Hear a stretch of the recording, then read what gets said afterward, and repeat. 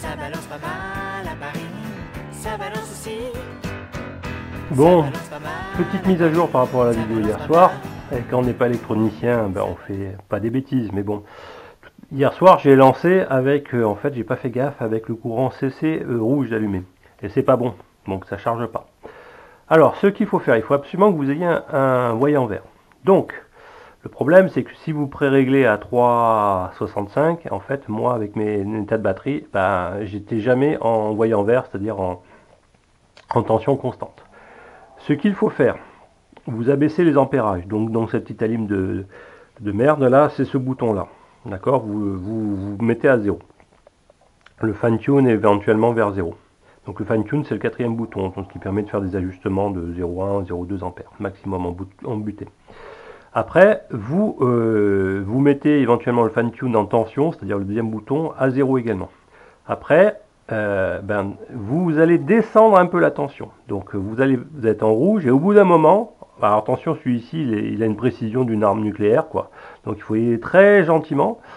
Il va passer en vert, d'accord. Et une fois qu'il est passé en vert, eh ben vous pouvez jouer un peu, augmenter un peu la tension avec le fine tune ici, tant que celui-ci reste vert. À un moment donné, vous allez trouver la limite. Alors je peux vous montrer où il va passer en rouge. Vous voyez, hop, voyez, j'ai touché un peu le fine tune. Je descends un peu, voilà. Et là, c'est bon, je suis en courant constant, j'envoie de la patate, 17,2 watts. Voilà, et là, normalement, je suis en courant constant, c'est lui qui va descendre, voilà. Alors, on se retrouve en fin de première journée de charge. En fait, ce que je fais régulièrement, puisque j'observe que l'intensité commence à baisser, d'accord, ben je augmente le seuil d'intensité, en fait de tension, pardon, le fine tune ici, je augmente jusque je passe soit de limite de CV à CC. Donc ça me permet d'augmenter, ça me fait du 17,5 watts. Alors, grosso modo, en une journée de première charge, j'ai pas gagné beaucoup en tension, mais bon, c'est un peu normal selon les courbes. Je suis encore un peu loin de la non-linéarité, mais je trouve quand même que ça commence à augmenter un peu plus violemment. Je suis parti de 3,47 ce matin, et là je suis à 3,48,3. Je viens de prendre quasiment 0,03 en très très peu de temps. Donc ça commence à monter. Alors, en aparté, vous m'avez mis en conseil un peu les vidéos d'Andy de Off-Grid Garage, qui procèdent différemment, qui d'ailleurs, c'est pas mal du tout.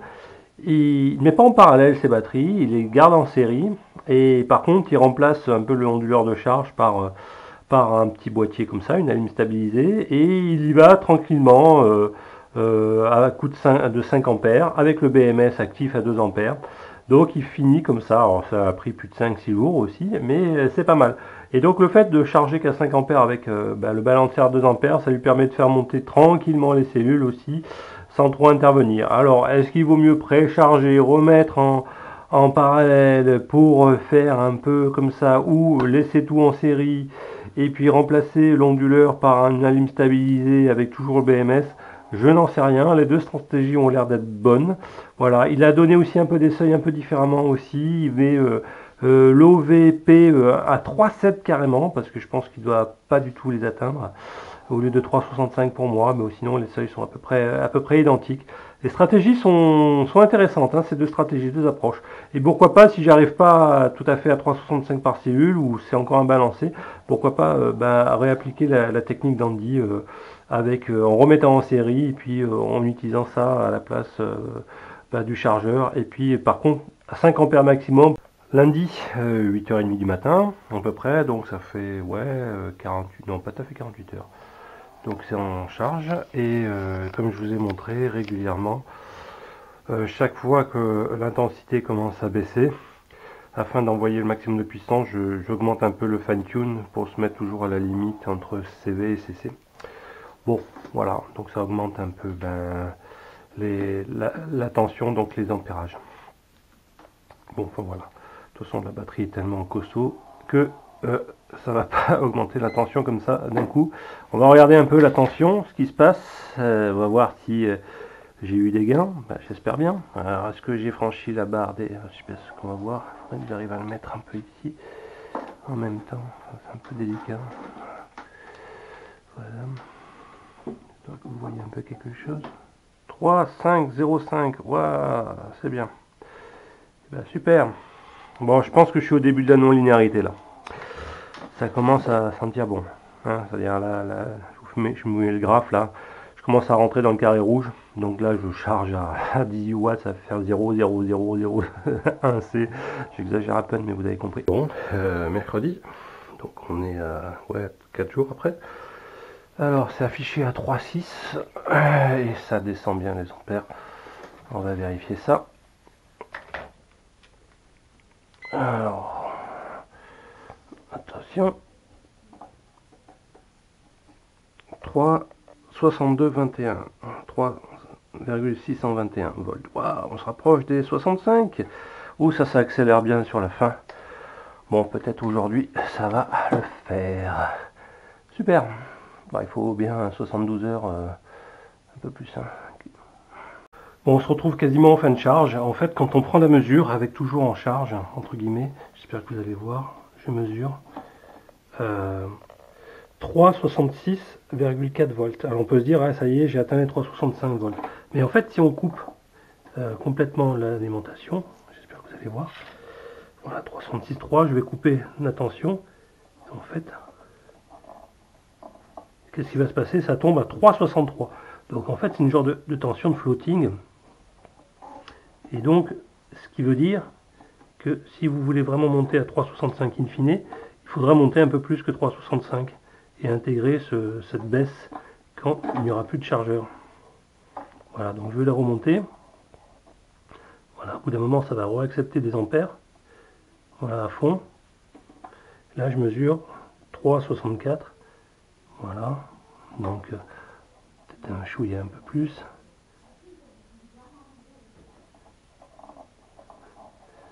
Alors.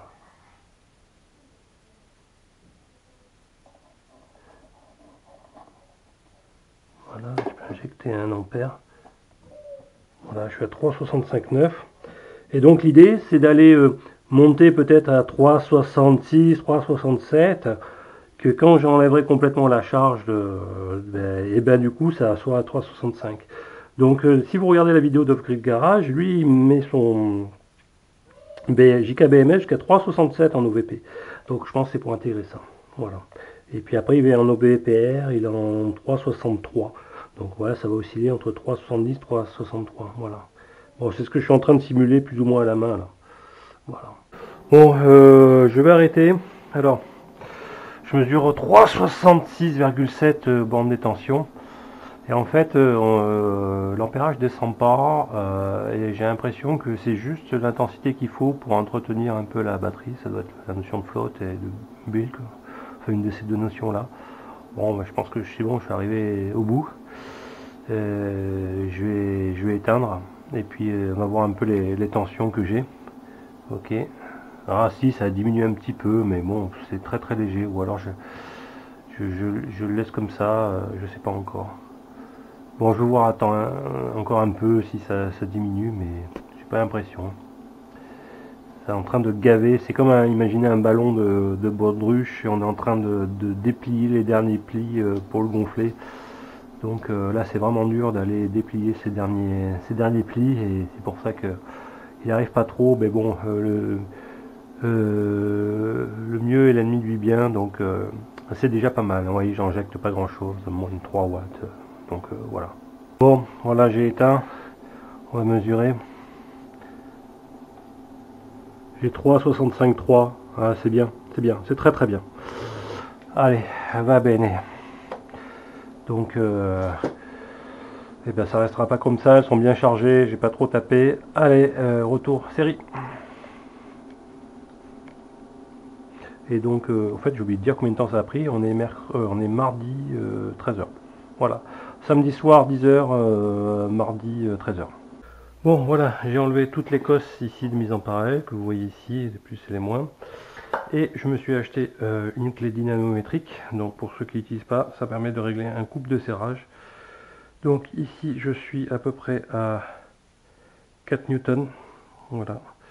Et donc, il faut régler entre 4 et 4,5. Donc là, vous tournez et puis vous faites tourner jusqu'à 0,5. Voilà. Après, donc là je suis à 4,5. et vous tournez jusque là. Hop, voilà, là j'y suis. Bon, j'ai tout réinstallé. Le BMS refonctionne, tout est bon. J'ai des cellules à 3, 6, etc. La tension totale, c'est pas du 58,4. Je suis un peu en dessous de 58, mais c'est vraiment pas mal déjà. Donc, il est en train de, le BMS, il fait un peu son job. Là, en attendant que je rebranche tout, on vérifie les nouveaux paramètres. Donc, parce que là, je l'ai poussé à fond, mais évidemment, en utilisation, on va pas monter aussi haut en tension. 30 ampères de charge pour l'instant, JB mollo. User en batterie, évidemment, comme toujours. LTD, machin, ça, c'est pas, voilà, 44 volts, c'est 93, 56. Voilà, surtout les paramètres les plus importants, ça va être le 26. J'ai réglé cette fois-ci à 56,5, 56,4. C'est la tension de flotte, hein, non de bulk. Voilà, on peut le mettre 0,4. Voilà, pas mal. Et en flotte 54, c'est bien aussi.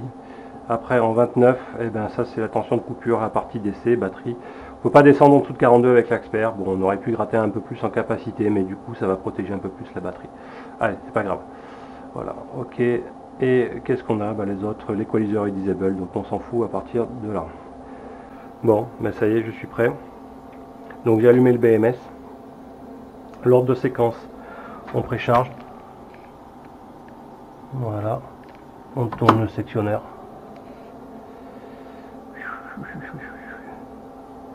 Là pour l'instant rien ne se passe, donc ça va être au moment de démarrer le BMS. Voilà, donc on va dans contrôle, vérifie password, 1, 2, 3, 4, 5, 6. Voilà, et on va autoriser la charge et la décharge. Toujours pareil, là ça va prendre un petit moment, je devrais avoir une erreur. Toujours pareil. Je suis toujours en disable là. Donc pour l'instant j'alimente pas la maison. Vous voyez, je suis à 56, ouais, bon je baisse un peu en tension, mais j'ai un delta de 0,09. C'est pas mal, hein, c'est pas mal. Voilà. Donc on va attendre un peu les quelques secondes. Et j'en profite en attendant pour aller dans le settings et d'augmenter la partie décharge parce que je pense que je vais commencer. Alors j'ai mis 120 euros, 120 euros, 120 ampères en décharge. Donc ça va, c'est tranquille. Et en charge, je suis à c'est que c'est charge, je suis à 50 ampères. Ah, il a remis les paramètres par défaut. Donc du coup, ouais, bon, j'avais mis 50 ampères. Et puis ici, on va se mettre ici à 3,55. Voilà. Ok, évidemment, l'OVPR doit être d'abord plus petit. On va mettre 3,5 ici. Ok. Et puis là, 3,55. Voilà. Et je touche pas. Donc éventuellement, c'est peut-être même 3,45 et 3,50, je sais plus exactement. Bon, pour l'instant, j'y suis pas encore, mais ça a l'air d'être pas mal. Donc, click to view alarm.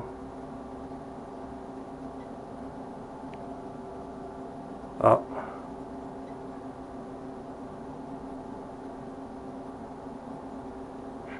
Discharge rate, short circuit. Ah. Max discharge. Donc on va faire 60 ampères. Ah. Ça démarre pas.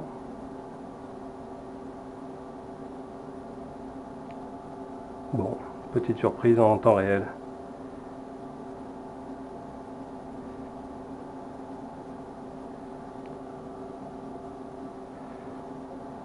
Ah oui.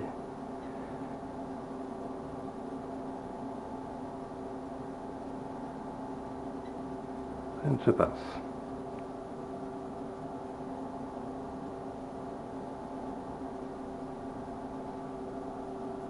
Ben, oui, peut-être parce que j'ai pas alimenté la maison. Donc,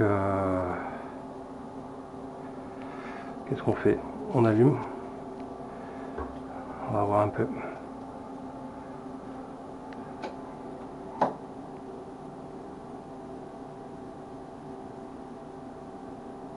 Donc là, j'ai le tempo. Et normalement, je vais basculer sur l'onduleur. Voilà.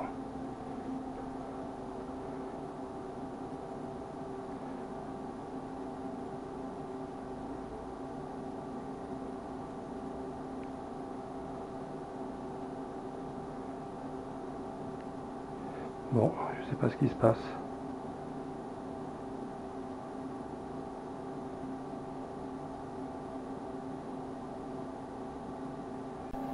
Eureka! J'ai trouvé! Bon!